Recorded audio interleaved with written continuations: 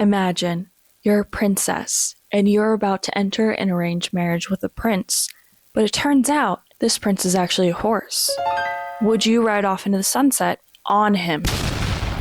Lucky for you, we have a book that is going to explore just that. Behold, Behooved by M.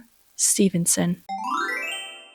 Let's look at the back, shall we? A charming, slow-burn fantasy featuring a duty-bound noblewoman with a chronic illness, a prince who would rather be in a library than on a throne, and a magical ride through a world of cozy enchantment. Bianca knows her duty comes before her heart, so when the threat of war looms, she agrees to marry the neighboring kingdom's heir. But not all royal weddings are a fairy tale, and Prince Eric, Bianca's betrothed, is cold, aloof, and seems to hate her on sight. To make matters worse, on their wedding night, an assassination attempt goes awry, leaving Eric magically transformed into a horse. Bianca does what any bride in this situation would do. She mounts her new husband and rides away to safety.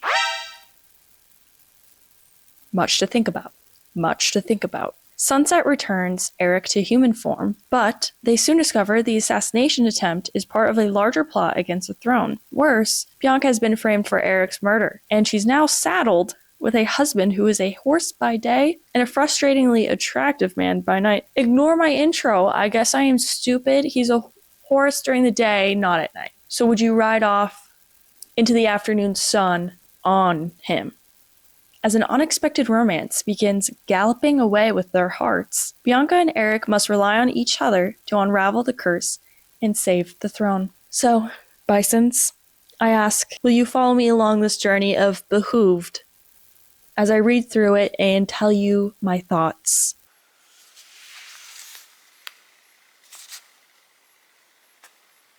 This is a crazy dedication to my husband, whom I have yet to turn into a horse. Much to think about.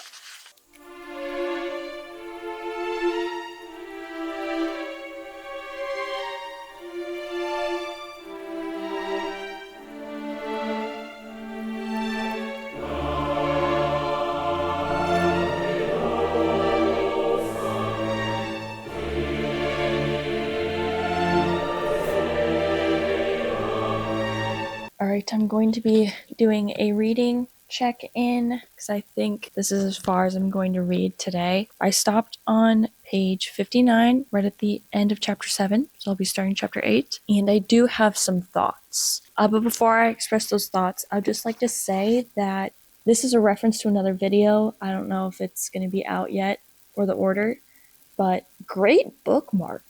Excellent craft idea. Amazing use of diamond dots art. I love this bookmark, and my cats love the bookmark, so 10 out of 10 would recommend this craft. Anyways, let me get my notes. So we start off. Oh, by the way, there's gonna be spoilers throughout this whole thing, so if you don't want to be spoiled, I guess read the book first and then come back. I don't really know what to tell you. This is a review. I don't know if I'm capable of reviewing a book without spoiling. Anyways, so at the start of the book, her parents, who are like the king and queen, come up to her and they're like, hey, so this other country wants to wage war, marry the king of that country. And this is her only thought. She goes, well, my sister's a lesbian, so I guess it has to be me. And just signs it and just agrees to marrying this man.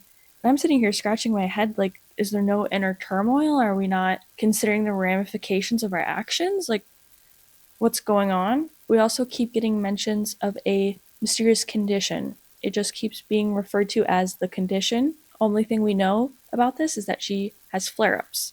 So I will be interested to learn what this condition is if they do describe it. Also, there's like references to a magic system, but there's no explanation. Like the only identifier about the magic was someone mentioned blood magic, which could tell us something, but at the same time, like it's just a general reference to magic. And the reason we find out there's magic is because while she's on a boat traveling to the country of where she's going to get married, she gets hit in the face by a fish on the boat. And this is a birdfish, which is a bird with wings. And she claims that it exists as a consequence of magic. So now we know, okay, there's magic here, which I guess we could infer. We could infer since somebody is going to be turning into a horse Didn't think about that. But yeah, curious as to what the magic system is. We also get some lore about this future husband, Eric, and that is that everyone thinks that he killed his own mom for the throne. So that'll be something to ponder. But yeah, even though Bianca didn't think twice about this marriage, everyone in her life is like begging her not to do this. Her sister is like, why are you doing this? You did not have to agree to do this. And then her like lady in waiting is like, why are you doing this? And then her old flame, who's also her personal guard, conflict of interest, is like, you can't be doing this. You can't be doing this. So everyone around her is telling her bad idea. She still doesn't seem to care. I was tempted to do a betrothed count of how many times that word has been said in this book, but I got to 17 and I'm not doing it anymore. I haven't even gotten to page 100. That is too many times. I'll not be counting. Also, I hate when stuff like this happens. As soon as the boat gets to this like new country, she just falls off the boat into the ocean. No reason. And then like the guards rescue her and she's just wet now. And she goes to the castle and she's just wet and she changes and now she's dry. Like, why did she have to fall in the ocean? Is this a reference to something in the future? It was giving very like 2010 coded, where like you meet the love interest for the first time and you like trip and fall into them. Except this time the love interest wasn't even there and she just fell into the ocean. Also, as soon as she gets to the castle, she like looks around and thinks that everything is a direct attack on her character. There are 3 books sitting in the room. One is a fashion book from 10 years ago. One is like a children's book, and one is just about like the war history of the country. And she's like, this is an attack against me. He thinks I don't know how to dress. He thinks I'm a child. And he thinks I know nothing of politics. I would say that's a reach. Maybe those books were just there. Like, I don't think it was targeted, but she thinks it was targeted. There's also a painting of like the first queen of the land, and she, for some reason, think that's an attack against her. Unclear as to how she got to that. And also, like, the guards are just existing, and she's like convinced they're gonna kill her the whole time. She's just like, do you think they're gonna kill me now? Do you think they're leading me over here because they're gonna kill me? Why make a treaty if they were just gonna kill you as soon as you showed up? I don't know. Doesn't make any sense. The word vellum keeps getting used to describe things. I don't know what that is, so I'm gonna look it up. Vellum paper is a durable, translucent writing material made from animal skin or membrane, typically calfskin. That does not clear up my confusion. Also, more lore on Eric. We find out that his mom literally died 1 month ago. So this death is like fresh. When they mentioned it earlier, it sounded like, oh, this is something that happened like a while ago. But his mom died a month ago. He's not even king yet. And he somehow has declared war and already has a treaty signed. Can you do that as a prince or whatever he is? Because I don't think you can. As soon as like the first night that she's at the castle, they have like a welcoming ball for her to meet everybody. And this is where she finally meets Eric for the first time. He comes up and greets her, and they have like the first dance. And the whole time they're like flirting with each other and like eyeing each other. But he's like a little cold. He seems like, in my opinion, he just seems like he's shy. The entire time she's like, he hates me, he hates me. I'm doing something wrong. I'm offending him somehow. He hates me. And then he like walks and like leaves her to dance with other people. And her only takeaway is that he hates her. And I just want to say, girl, same. I always think everyone hates me. I can talk to someone, we could be smiling and laughing the whole time. And 10 minutes later, I'm like, do they secretly hate me? Did I miss a cue where they were actually annoyed with me the whole time and they hated everything I was saying? I get it. I get it. We also learned that Eric has a half brother named Varian. I guess this is controversial that he has a half brother, and I can see like some tensions between the two. We also meet Marya, who is the commander of Eric's personal guard, and Varin clues us in that they are lovers. So Eric has a lover, even though he is getting married tomorrow. Something to think about. On page 57, which is 2 pages from where I left off, Bianca's already considering having an affair. She just kind of thinks about who she might have an affair with and when she should start it. I guess she's planning something. And then now she finally admits that she didn't think at all before considering to marry this man, and she never considered that he might not like her or that he might already have a lover before she showed up. And I'm just like, girl, that is arranged marriage 101. Like, she was so calm entering into this. Everyone else would be thinking about these things. But sure, whatever. Eric's not a horse yet, so I'm very curious how that's going to happen. Eric was also really offended that Bianca had like a knife on her, which I get. I think if I like met someone for the first time and shook their hand and I just see like a knife strapped to their forearm, I would be concerned. I would be. Tension's there. I'm liking it so far. The writing is trying a little bit too hard to be of the era, which is probably a good thing, but I just sometimes I don't like words like betrothed, so it might be a personal problem. But yeah, I'll check in once I read some more.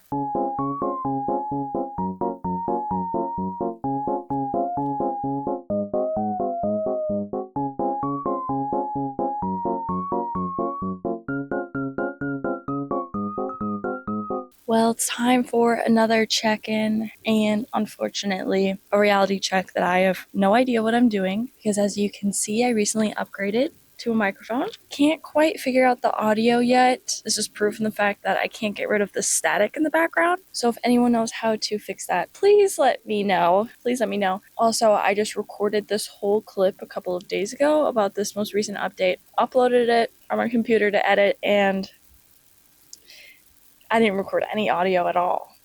So here's to hoping round 2 does the trick. So where we left off is they're just about to get married. Eric gifts Bianca this silver circlet, which I guess is some kind of symbolic thing or tradition. So she receives that.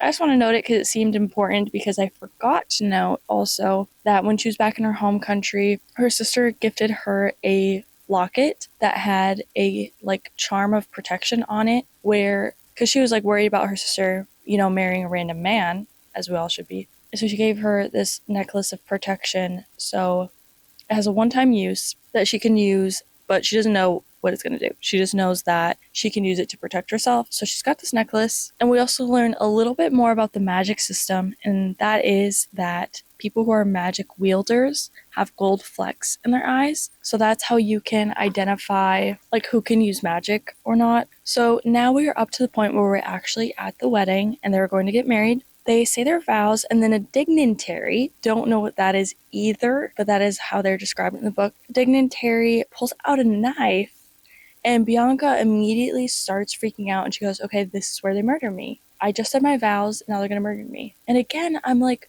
who would that benefit? Why go through all this fuss to complete the vows and then just murder you on the spot? Like, genuinely, what are we gaining from this? What's the situation here? Instead, this knife is used to cut the tip of Bianca and Eric's ring finger, and they pour a drop of blood into like a wine glass, and like when the blood drops into the glass, it glows white. So she's sitting here and she's realizing that she's got scammed because there's some kind of magic binding that just happened between her and Eric, and she has no idea what it is, and no one warned her that this was going to happen. So she's like, great, whatever that was. And then they have to drink it. So Eric takes a sip, hands it to her. She takes a sip and literally feels magic like wash over her, and she's panicking and passes out in front of everybody. Eric catches her and he's like, yeah, I should have warned you.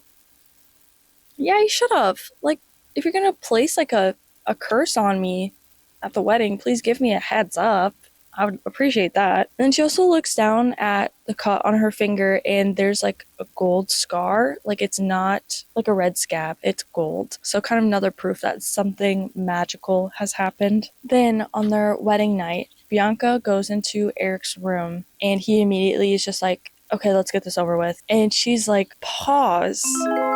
You wanted to marry me, and now you're treating me like I'm such a difficult person to be around. Like, why even ask to marry me if you don't care about me and you're just going to treat me terribly? He's like, what do you mean I don't even want this? And then she brings up like, hey, you threatened war unless I married you. Like, what do you mean you don't want this? And then he's like, I have no clue what you're talking about. And like, as they're fighting about this, the assassin like storms in and begins attacking them. Interestingly enough, during this fight, Eric is absolutely useless. He's like not doing anything beneficial. Thankfully, Bianca has some training, so she's beating this assassin up. She smashes a lantern on this guy's head, and then he's starting to kind of overtake them, and the assassin is coming at Bianca, and as he's coming at her, she goes, oh yeah, my locket. So she opens her locket to attack this assassin, and right as she does that, Eric jumps in front of her, and he gets blasted with the protection spell, and the assassin doesn't. But while this protection spell goes out, there's a blast of air, so the assassin goes flying and hits the wall and passes out, and she goes flying and hits the bed, and she sits up, and she's just eye to eye with a horse. And she's sitting there so how's it a protection spell if a horse just shows up? How does this, she's maybe the element of surprise? So she's trying to sit here and figure out why a horse showing up would be the solution that they're claiming it is. And she also notices that the assassin's now passed out. She's looking around and goes, where's Eric? Where did he go? She's yelling his name, and this horse is just stomping its hoof and she's just ignoring the horse because she's not right now. I don't have time for this. I don't have time to deal with this horse. And eventually, so she's panicking. She will not acknowledge this horse because she's just Eric's gone. I need to find Eric. And while she's panicking, Eric's voice is inside her head and goes, get on my back. And that takes her, she has to pause because she's how did Eric just speak into my mind? And also, what do you mean, get on my back? That's when it starts to click for her that Eric is the horse. So she then decides okay, yeah, I guess I have to get on his back. She gets on his back. He jumps out the window, falls 4 stories down, hits the ground, and then just starts sprinting off into the woods. Can a horse survive a 4-story fall? You horse heads out there, please comment down below. Can a horse jump out of a 4-story window and not break a leg? Just curious. And then after they have kind of escaped into the woods and they can reconnect a little bit, she's so why are you a horse? And he's girl, you turned me into a horse. It was your magic. And she's I didn't turn you into a horse. And he's also, thanks a lot for sending an assassin after me. And she's also why would I send an assassin after you? I'm trying to prevent a war from happening, not start one. But he's blaming her that she sent the assassin because the assassin came through her bedroom to get into his room, meaning someone on her team had to have let him in to some extent. And also he claims that since she's forcing him to marry her, she has a motive because if she wants to be the sole queen of this land, Eric would have to be dead. They're trying to figure out how did he become a horse, who sent the assassin, and Eric is still very mistrusting of Bianca. I needed to have a moment to pause on a certain part. So after they kind of come to the conclusion that they're not in the right state of mind to be standing in the middle of the woods and discussing who sent the assassin and how he became a horse, we have this excellent line in the book. Let me consult the passage to get it word for word. I had no argument. I shut my mouth. Eric lowered himself to his knees, muttering irritably about the mud all the while. I swung a leg over his back. Mounting him felt entirely different now that I knew he wasn't an ordinary horse. My bare thighs touched his sides, and I wore nothing beneath my shift. We could have gone a long while without knowing that, She could have just got on him and rode off into the woods some more. I just thought that paragraph was a little vile, and since I had to read it, you have to hear it too. You're welcome. So they then decide to ride off into the woods to a secret location that Eric says only 3 people know about it. Him, her, and some mysterious third person that he doesn't mention. So I guess this hidden barn is magically hidden, so you can only find it if you know it exists. So they decide to hide out there, and now they finally decide to talk human to horse about this whole situation. And they realize that neither of them actually wanted to get married to each other. So they mutually don't want this marriage. So if neither of them requested the marriage, who did? Right now, I'm suspecting Bianca's parents. They seem a little bit evil. They seem a little bit conniving. I have a feeling that they're up to something nefarious. They also are very cold because it is winter, I believe, or this country is just very cold. And it was raining, so they're both soaking wet. And she's just in her pajamas, so she's super cold. So they have to snuggle to keep warm through the night. Let me consult a passage. So before they snuggle, they decide to have a truce. Here's the passage. This is Eric speaking, or thinking into her head. Actually, Bianca, I'm attempting to suggest a truce. I blinked, disoriented. I thought we were exchanging the opening blows to another sparring match, and instead, he was extending a hoof? Vile. Absolutely vile. This author is really not shying away from horse language, I guess I could say. Everything is turning into some kind of horse metaphor, and I'm really enjoying that. I think the author is a genius for that. So then suddenly they wake up in the barn to Maria, who is Eric's personal guard. She wakes them up and accuses Bianca of killing Eric, and Bianca's sitting there like, Eric's right there.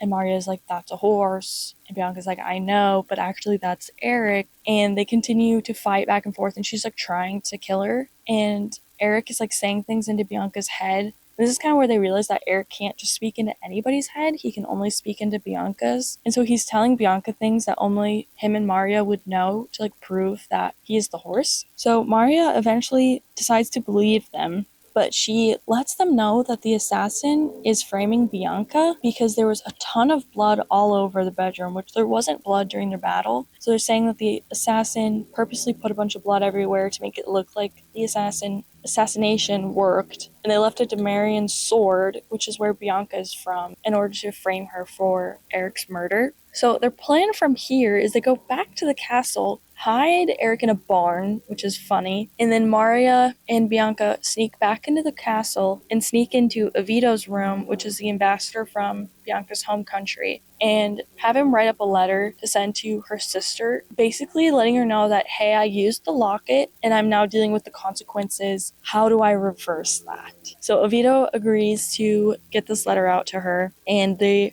have a plan to meet at a hotel on the border. Bianca also, has this chronic condition. Also, we need to sneak into my bedchambers and get some tonics out of a chest. We also find out that the chest that holds her stuff needs solely Bianca to open it, so she cuts herself and gives her blood to Maria, and somehow this works to open the chest. I would have thought it would have been fingerprint based or something, not blood, but she gets tonics. And then while they are riding, so Bianca and Eric now have to escape the castle, and Maria helps them by clearing one of the gates so that they can escape out that way. And they're riding off through the night to go to this hotel to meet her sister. And as the sun is rising, Bianca gets flown from the horse, and she hits the ground. She gets up, and Eric is just standing there, naked, human form. So because of this, they start to clock that okay, his curse is cyclic. I keep messing this up. At sunset, he turns back into a human. I don't know why I can't keep that straight. Sunset, he turns back into a human. She magically has a spare set of clothes that were for her that just fit him. And so they start actually talking, human to human this time. And they discuss who they think the killer is. Bianca is convinced that it's Valen, which is, if you don't recall, Eric's half-brother, because he is next in line for the throne if they both were out of the picture. Which, if they're framing Bianca, they don't want Bianca in the picture either. And Valen sounded very bitter towards Eric during the ball. I don't think that's crazy. Also, as I was reading this, I was like, this book could totally take a Vampire Diaries twist and have her fall in love with Eric because he's the good guy, and then halfway through the season they break up and she gets with Valen. Totally could have had a Vampire Diaries moment. I don't think that's going to happen. But we also find out that the timing of the coronation is vital, because the coronation happens on the spring equinox, which has the exact balance of daylight to nighttime. And this happens because it helps restore the natural order to the magic in their country. Because I guess magic rules over their country a lot more than in Bianca's country. So basically, we have a timeline now. We need to get him back to full human form by the spring equinox, which is in 6 days, I believe. That's where I left off. I'm still really enjoying this book. I really like the banter between Eric and Bianca. They're kind of constantly fighting, and I like the element of Maria kind of coming in and being take care of him. He's mine. Okay, girl. Sure. We all know who Eric's gonna fall in love with. I love the family drama. Even though the magic system's not really defined, I kind of do like that the magic's a little bit more mysterious. I am enjoying it, and I'm excited to check in again next time. I also forgot to mention my fit check here. I've got a nice little atmospheric horse shirt. Just thought I'd let you guys know that I'm serious about this. I just stopped reading at page 206, stopped at chapter 23, and I knew I needed to do a check in because things are really starting to heat up, and they're really starting to heat up quickly. Yes, they are. So, where we left off, we kind of realized we've got to get some stuff done by timeline. Like, we need to be ready by the coronation or else. So from there, they know they need to venture off into the forest, except here's the thing. During the night, Eric turns into a human again, and the stuff they need to carry on their journey is too heavy for just the two of them to carry themselves. So they kind of realize that they're in the middle of nowhere, Eric's in human form, and their stuff is too heavy, and they're super tired. So they decide to just pass out in the middle of the woods. Whatever you have to do, I guess. Sorry, Mud is trying to find a way to snuggle with my camera right. Okay, Mud has finally found a spot where he can be close enough to me and not be toppling over my camera. So while they're sleeping in the forest, Bianca wakes up to Eric waking her up, and he's like, oh, shh, like, be quiet, be quiet. And she looks, and there's these like glowing salamanders that are just kind of scurrying around their stuff. And Eric explains that these are glowworms, and that it's a rare sight to see these because of the deforestation that is happening in the country. And Bianca hears this, and she's kind of like, okay, I'm starting to believe him now that he didn't write this treaty, because in the treaty, there was an agreement that Gildenheim would increase its forestry trade, meaning that they would need to cut even more trees down than they already have. And Eric only keeps going on and on about how the forest is very important to their country and their magic system, and preserving it is very important for the natural order of everything. Kind of solidifies to Bianca that she should believe Eric that this arranged marriage was not his decision. And so then it is now morning. Eric is back to being a horse. So they start riding off to continue their journey to go meet her sister at a hotel. And she starts having a flare up, and she's in like a ton of pain, but she's trying to hide it because her parents have instilled in her that no one will want her if they find out something's wrong with her, like that she has a condition of sorts. So she's like trying really hard to act like she's not having a flare up, but he like immediately notices something's wrong. So he's like, oh, like, Bianca, what is it? What is it? And he keeps persisting until she admits, like, yeah, I have a condition. Yeah, I know I'm weak. I understand if you want to divorce me now. And Eric's like, wait, take it back, take it back. Why would I want to divorce you? Like, that's quite the jump. So she explains that her parents have convinced her that she is less than because she has a chronic condition. And Eric just can't believe that this kind of ideology would be shared with her. And so they're kind of having a heart to heart. And he's like, I actually really like reading medical books. Maybe I could help you like look into this, and we could sort through this together. And so she's kind of like, whoa, does he care about me?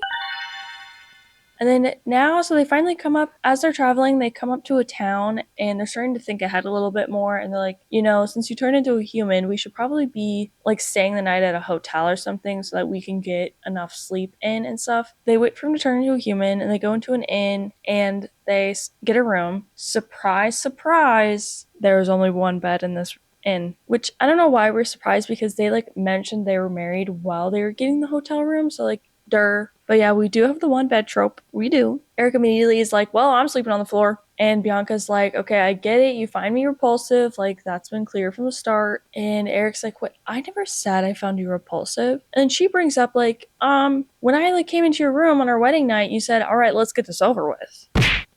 She's like, how am I supposed to interpret that? And then he says, I thought you were going to kill me. So Eric fully assumed that on their wedding night, Bianca was fully going to murder him.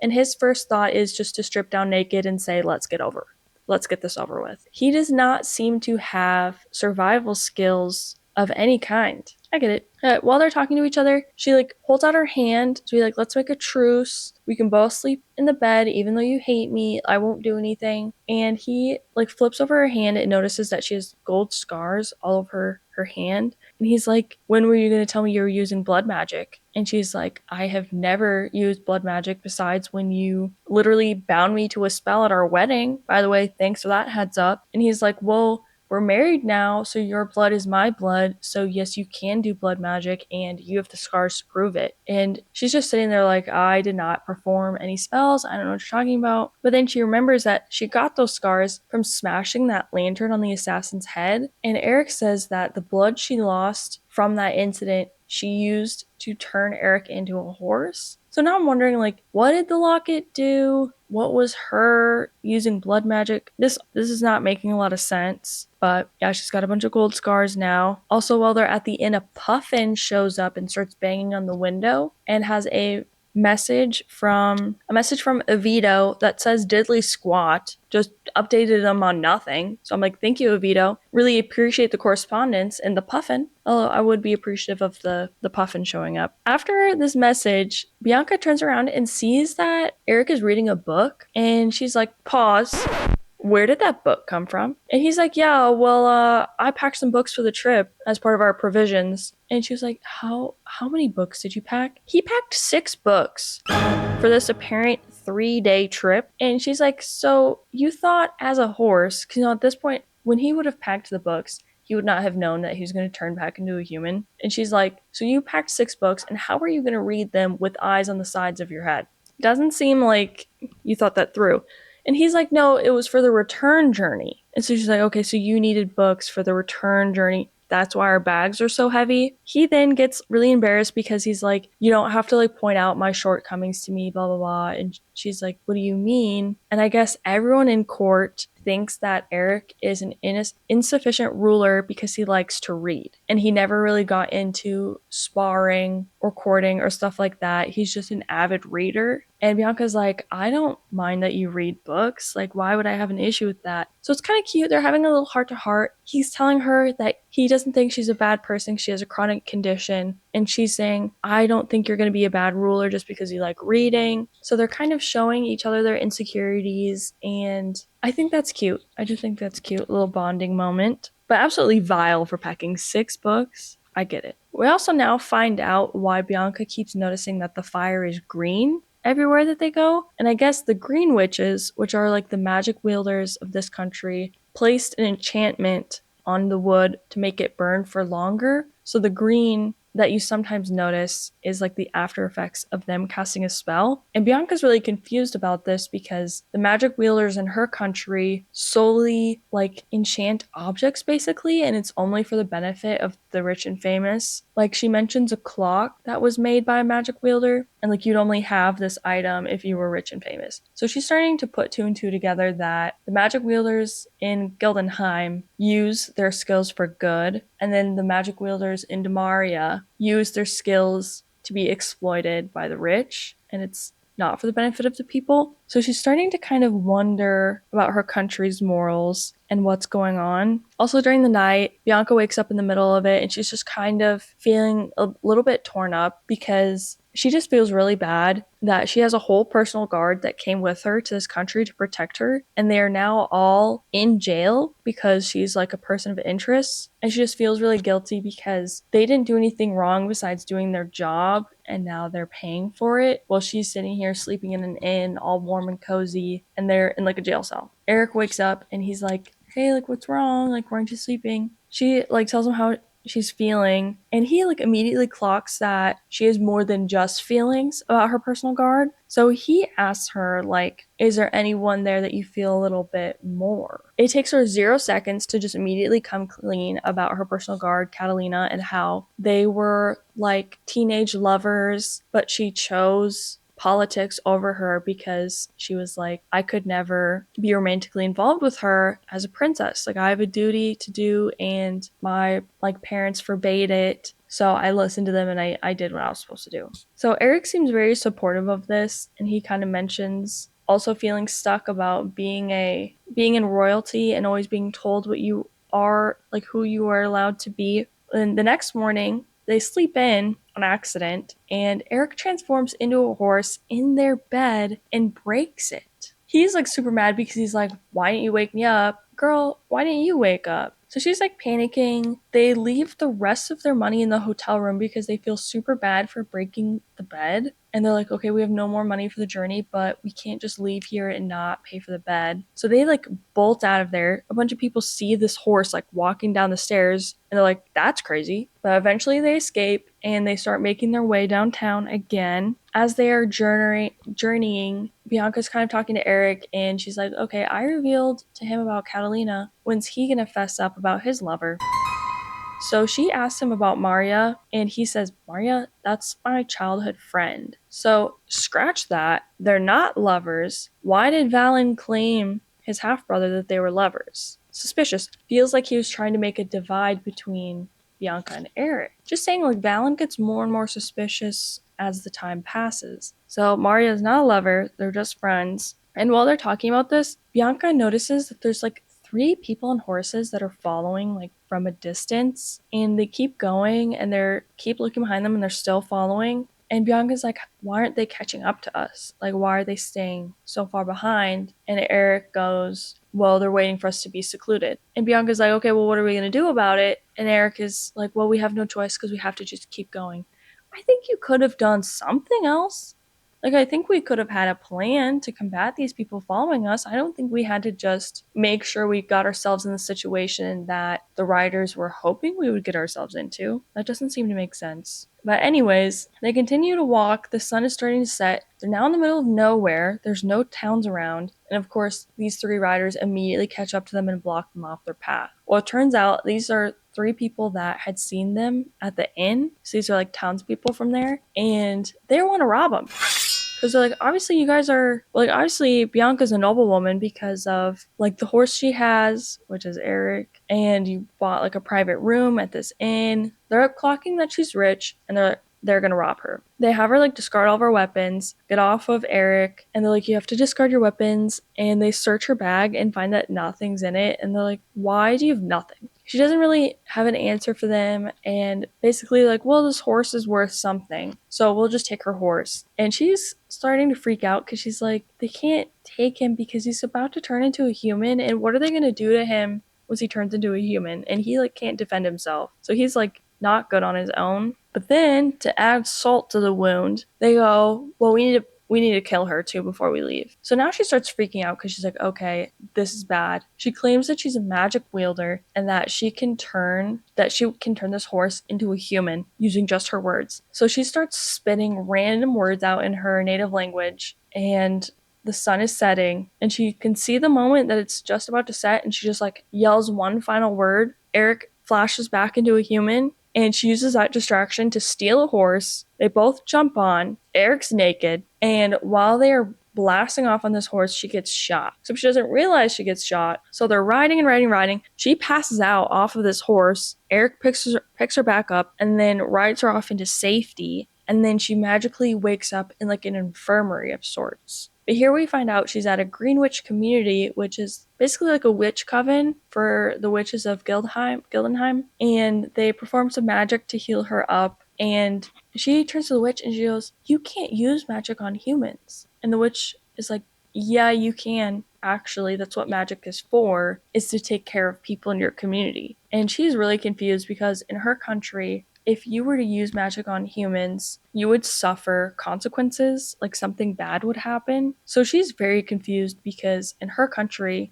she's being told one thing about magic, and in this country, she's being told something completely different. And I think she's starting to realize that, maybe her country isn't all that it's cracked up to be. But yeah, I just feel like a lot of like little stuff was happening. Honestly, like the robbery and getting shot was kind of a big deal.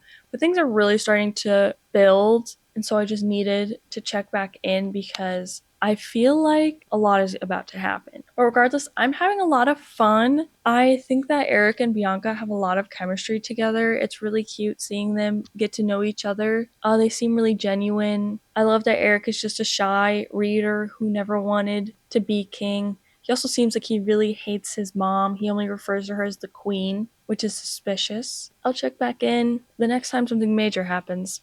to all my Bianca and Eric shippers. Barrick, I can't figure out how to mix their names together. It has happened. If we consult the text page 211, it all unfortunately started with Bianca saying, Eric, what are we? Did we have to hit him with the what are we? Did we have to? But alas, he then says, what do you want us to be? Not what I thought he was going to say. Not what he thought I was going to say. She says, I'm afraid. I'm afraid of wanting what I know I can't have. Eric says, what makes you so certain you can't have it? She says, I'm fairly certain it doesn't want me back. Maybe it thinks the same about you. Crazy that they're referring to each other as it, but sure. So now they're talking to each other, and Bianca's like, I just don't see how you can't tell that I don't want you. And he's saying, I know how you feel about serving your duty as a princess, and I'm worried that you only want me to fulfill like your promise. And she's saying, what if I told you that's not the case? And they admit to each other that they're afraid to start something. But then Eric says, Bianca, there's never been any question that I wanted you. I wanted you even when I thought you intended to kill me. Even though I knew I should be running as far from you as I could get, I wanted you to my own humiliation. So that explains why on their wedding night he was just ready to get killed. I think he was thinking, well, at least I'm gonna be killed by someone who's pretty hot. I don't actually know, but that explains some things.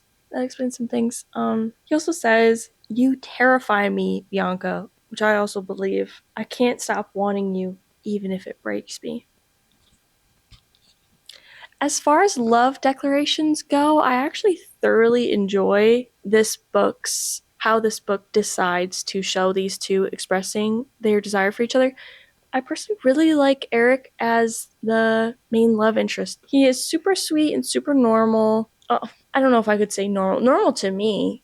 I don't know if it would be normal for everyone else, but I don't know. I like his vibe, and he's much different from a lot of like the fantasy male characters I feel like we get in books these days. But yeah, he's very reserved and shy, just likes to read, cares a lot about others around him and just life in general. I really like Eric. Just thought I'd check in and let you guys know. It is time for another check-in. I'm getting very close to the end, so I feel like I just need to catch everyone up to speed on where we're at until there's the big finale, because I feel like we're right on the cusp of the big finale. So where we left off, they have that like what are we conversation, and then a chicken shows up and delivers a message letting them know from the ambassador that Varian, the half-brother, is going to be crowned king, and also Maria's been arrested. So things are looking very doom and gloom in the kingdom. This is also making Varn look very suspicious, but they get this news and like, okay, well, we still need to break this curse. So they head into town to the inn where they're supposed to meet Tatiana, and she's there,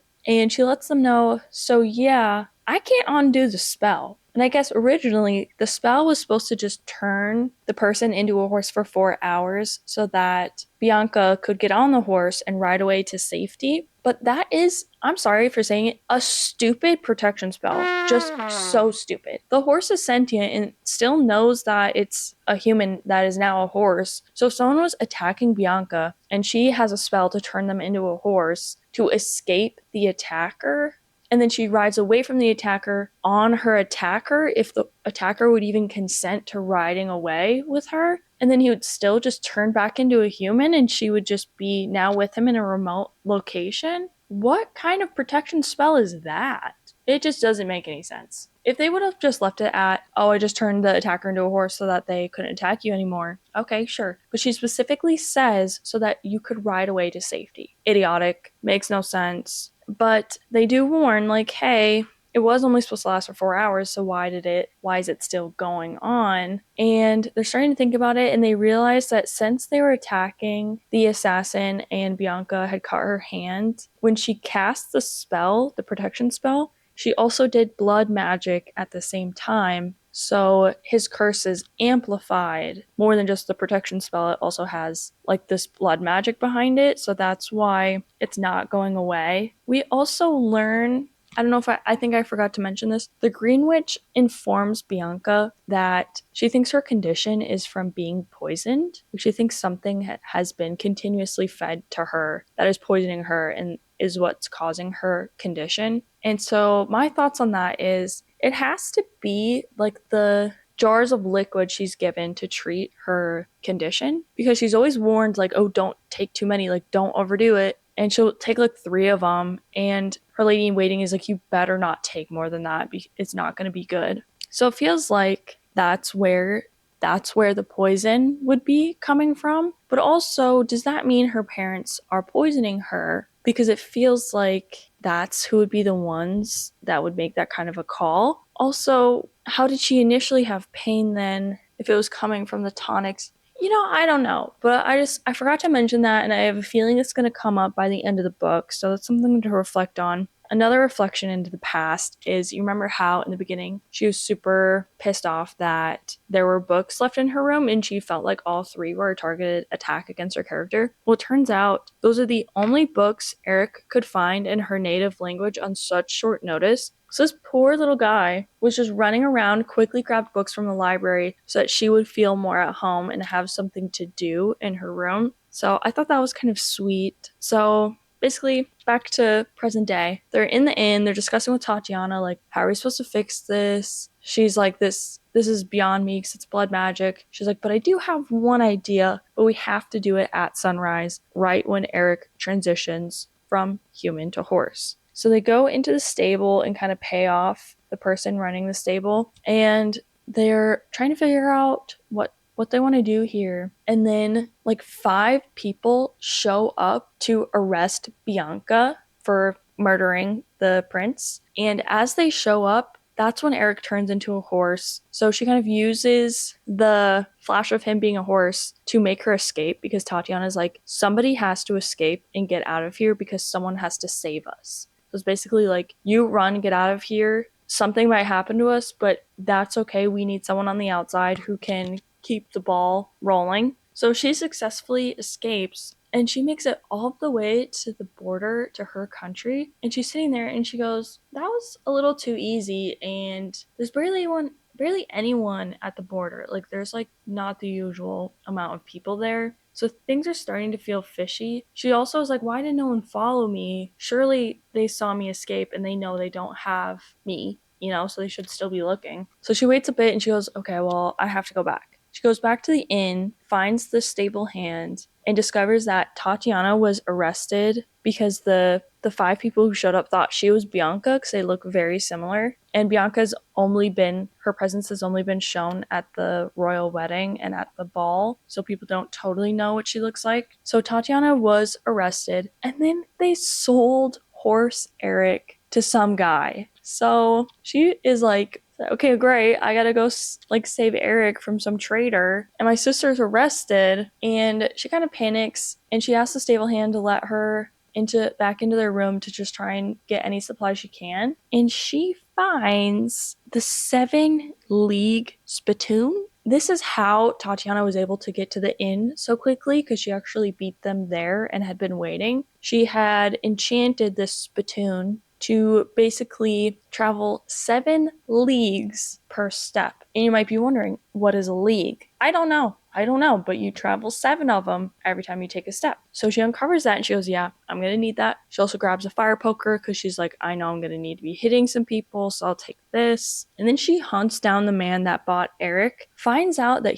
this guy sucks, beats him up with the fire poker, and then finds Eric at the back of the stall, and he is beaten and bruised. His hooves are tied up and he's just in really bad shape. You can tell that the trader was not treating him very well, and people are starting to get alerted because she just beat this guy up in the middle of town. And so she's like, I need to get out of here. She releases all of the horses because she's like, I need a distraction and all of these horses need a better life. And then her and Eric run off and head towards town. Now they ride off, and then once it's time for Eric to turn back into human form, they discuss that what are they going to do now? Like, Tatiana's arrested, the coronation is very soon, what do we do? And Eric says he has an idea that they could undo the curse at the coronation, but it has to be at sunrise. Something with the blood magic should be able to undo the horse curse. So they use the spittoon to travel 50 leagues to get to the castle. And where I'm at now is they just snuck into the castle, and I can tell things are about to go down. So we'll be paying attention to that. I also need to consult the text. Go backwards to when they just met Tatiana at the inn. Tatiana is like picking up that there's something going on between Eric and Bianca. Like, it's not just, oh yeah, we had to get married to prevent a war. Like, sparks are flying. And page 243 for those following along in your own book. She's finally alone with Tatiana. My sister whirled to face me with an impish grin on her face. So which is better, riding him as a horse or as a man? I had to read it, so you have to hear about it. You're welcome. But the next time I'm going to be checking in, I will have finished the book, so I will summarize the last pages, and then I'll also give an analysis about how I feel about the story and my general opinions and star rating, so stay tuned for that. I know I just checked in, but so they snuck into the castle and they just got to the prisons and they found Catalina, her royal guard, in the jail. And she's like, "Where is Julieta? Where's Julieta?" Catalina says that she's been missing ever since the night of the assassin. And think about it. Eric thought she was the person who sent the assassin because the assassin was let through her bedchambers. Who else was in her bedroom? Julieta, her lady in waiting. Who gives her the tonics that help with her illness? Julieta. All I'm saying is it smells pretty fishy around here. Smells pretty fishy. She's been brought up way too many times for her not to be guilty of something. Also on like the boat ride over to the new country, Bianca kept being like, you don't have to come with me. You don't have to come with me. Like, I know you're losing all of your family by like following me to this new country. It's gotta be very lonely. And she's like, no, it's fine. I'll do it. So I just had to pause and cue you guys in that something serious is going down right now. Something very serious. I am back with a book, as you can see it, that has no bookmark in it. And that is because I finished it.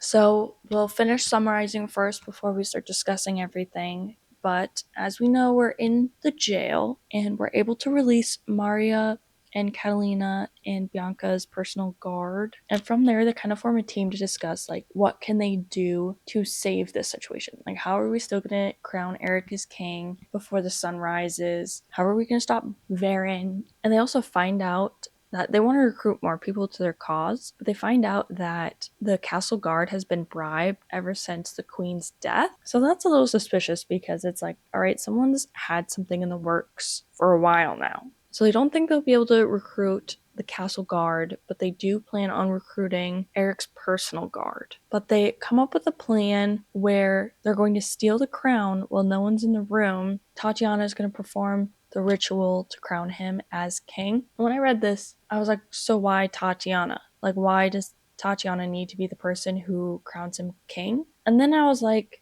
oh, well, maybe it's because she's like a magic wielder and, maybe she has the powers to actually coordinate him. Bookmark that. So they start their plan and we're following Bianca and she is watching through a keyhole as Varian comes into a room with a bunch of guards and a bunch of the ambassadors and is like basically starting the coronation process. And she storms in and she's like, this can't happen. Actually, I declare it. It's not going to happen. There won't be a coronation for Barin. Sorry. And I guess the plan is that she is a distraction so that everyone pays attention to her so that they can steal the crown. Unfortunately, Varin then threatens Bianca by letting her know that he knows he has Tatiana, and if she becomes a thorn in his side, he will become a thorn in Tatiana's side. So she's starting to panic, but then all hope is lost when the doors open and Eric and Catalina are brought into the room currently arrested. Turns out they got caught trying to steal the crown. But another issue is Varn just claimed that Eric was dead, and now everyone in the room is seeing Eric very much alive. So they're starting to question Varn a little bit about, hey, like something's suspicious here. He then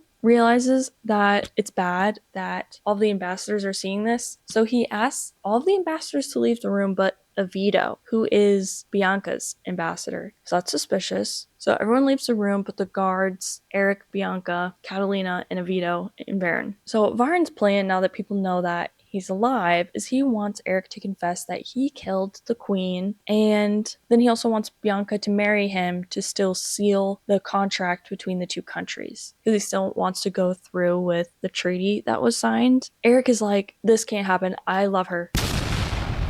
I literally love her. You can't marry her. And he is bugging. Bianca is like, okay, let's put a pin in this. I need to talk to Avito one-on-one stat. So she starts asking him, like, hey, what is going on? Like, why are you buddy-buddy with Varen? Like, this doesn't seem right. And he's like, I'm so sorry. Like, you were never supposed to be put in danger. Like, this was never supposed to happen. And she was like, what do you mean I wasn't supposed to be put in danger? And she's like, oh, well, the assassin attempt. Like, it was just supposed to target Eric. Like, you weren't supposed to be, like, accused for his murder. And she was like, wait, you knew there was going to be an assassination attempt? He says, yeah, the House of Liliana ordered the assassination attempt. So she's like, okay, great, okay. So it was Demarian rulers who decided to assassinate Eric. Okay. And then he mentions that Countess Signa was supposed to be blamed for the assassination. The cogs are turning in my brain. They're creaking. I need some WD-40. Who is Countess Signa? We haven't mentioned that person for hundreds of pages, and I'm supposed to just recall who this person was. For sure, she was supposed to be blamed for the assassination. And so Bianca's like, okay, I need to come up with a new plan. She goes up to Varen and she's like, so this is the deal, all right? You are gonna let Eric go. He's gonna be banished, but he's alive. I will still agree to the terms of the treaty and we can keep the treaty. And he's like, it's not enough to just keep the treaty. I need the treaty to be cemented. I need you to marry me. And Bianca's like, okay, I'll marry you then, because she wants to keep Eric alive. And Varen is like, I don't believe you, because Eric just said he loves you. There's no way that you would go through marrying me, because isn't there something there with Eric? And she's like, actually, no, I hate him and he sucks. So then he's like convinced, okay, yeah, she wants to marry me. And then he says something vile. He takes her hand and says, I look forward to a fruitful union. How she kept her cool, I have no idea. I would have lost it if that was said. But then, new surprise, Maria and Tatiana show up and they've got the crown. So it looks like somebody was able to execute their part of the plan. Now there's just a ton of fighting. Everyone's attacking everyone. Bianca frees Catalina and Eric, and she's like, okay, Eric, it's not sunrise yet. Like, we have to run. We can figure this out. And he's like, pause, and turns into a horse. Everyone stops what they're doing, turns around and goes, so Eric's a horse. Okay, yeah, right, okay. This works to their advantage that everyone is now paused, because Bianca's like, well, the sunrise isn't over yet. It's not too late to crown him. Tatiana throws the crown to her. She uses her blood and crowns Eric. Eric then turns back to a man, a naked man, and he is officially crowned king and the curse is broken. Now let's go back to that bookmark I placed earlier. So why did Tatiana have to crown him if Bianca could just do it? Because then why didn't Bianca and Eric just take the crown and just like do the coronation somewhere where there wasn't a bunch of people trying to kill him? Like, they kind of made it seem like it has to be Tatiana who does this, and then she's not even the one who does it. I'm just a little lost. A little lost there. So yay, Bianca and Eric are now king and queen. They're having a great time. They go to sleep. Bianca wakes up and there's someone in her room writing a note. And she's like, okay, well, if someone's trying to kill me, they wouldn't be writing me a note, right? So she's just like, who's there? Turns out it's Julieta, the lady in waiting, who's been missing ever since the assassination attempt. We find out she was the assassin. Yep, we do get an assassination reveal. We also find out that the Demarian king and queen had her poison the Geldenheim queen and then use that as blackmail to force her to try and assassinate Eric. And she's like, yeah, you were never supposed to be a part of the crosshairs. Like, sorry about that. And she goes like, here's my letter of resignation. And then Bianca has the audacity to be like, who said I accept your resignation? I still want you to work for me. I understand she was blackmailed, but that's kind of crazy. That's kind of crazy to just be like, all is forgiven. You tried to kill my husband. You also like kind of beat me up. And then I'm thinking here we're gonna get the reveal of what's poisoning her. like we had the Green Witch saying something's poisoning her. We don't find it out. And she just tells Julieta that she wants her to make more tonics for her. So what, did I miss something? Was there something that was supposed to be said about what she was poisoning herself with? I don't know. So that just kind of seemed like a pointless part of the story. And then Erica's like, don't worry, I still promise to figure out what it is, but then we just end it there. So we just don't know. And I swear they keep changing the spelling of the name Tatiana, because I've been taking notes while I read, and I copy the names down as I see it written in the book, and I am telling you, they switched the spelling of Tatiana from one end to two ends throughout the book, because I have it written both ways, just depending on the day. I could just be crazy, but I swear they changed the spelling of her name in the book. So that is the summary of Behooved. And just to wrap it all up, let me read you one of the last sentences. But choosing what I wanted was a risk. Discarding my armor and revealing my heart was a danger. But as Eric kissed me in the spring sunshine, I was finally ready to be brave. I would no longer take the safe road that behooved me, but run instead along whichever path led to the man I loved. Just had to mention that there was one last behooved slip right at the end to really bring the final behooved count through the roof. Now on to the analysis. I actually thoroughly enjoyed my time reading this book. It was very fast-paced, very easy to read. The characters had enough depth to them where you cared about them, and they had character development through the story. Was it predictable? 100%. Was there some things that were kind of missing a little bit there? Yeah. But if you just don't take it that seriously, it's still a fun book. And Eric is one of those few male love interests that I'm like, okay, yeah, I see why she likes him. Because sometimes I read these fantasy books and I'm wondering why they are going after the characters that they are. But I really liked the world too. It was a little bit dark, a little bit mystical, but it wasn't complex world building. You have two countries, they're right next to each other, and there's an ocean. Oh, which I realized I forgot to mention. They exile Varen by giving him the spittoon, and he steals the spittoon as soon as he figures out what it is, takes a step, and sends himself into the ocean. So that's his demise. Yeah, I might look at some reviews and then I might get back to you guys on some more thoughts. So after looking at some reviews online, there are an absurd amount of reviews that just say, save a horse, ride your husband.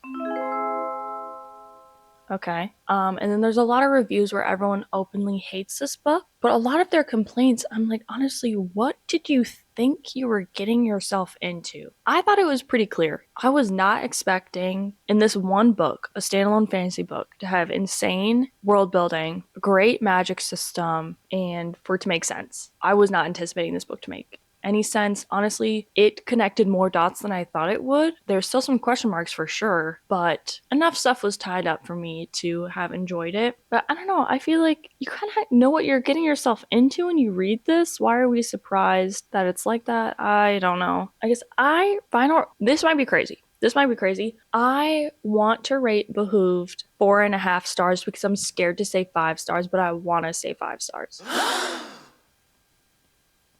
I might garner some hate for this, but the book was so much fun, and I loved the horse puns, the ridiculous amount that the word behooved was used, the amount of innuendos that happened were insane, had a happy ending, just feel good vibes. This is what I want when I read books. I'm sorry, but this is all I'm looking for. Take it what you will. If you're not going to judge me, 5 stars. If you are going to judge me, 4.5 stars. That was Behooved. I hope you guys enjoyed. Don't forget to like, comment, and subscribe to join the herd. If there are other books that you would like me to read in full detail, whether you think this book is really bad and you want me to suffer through it, that's an option. Or if it's just a very interesting book that you'd like to see my chapter by chapter opinions on, I'd be more than happy to do it. This was a lot of fun to kind of read through a book with you guys, but I hope you enjoyed.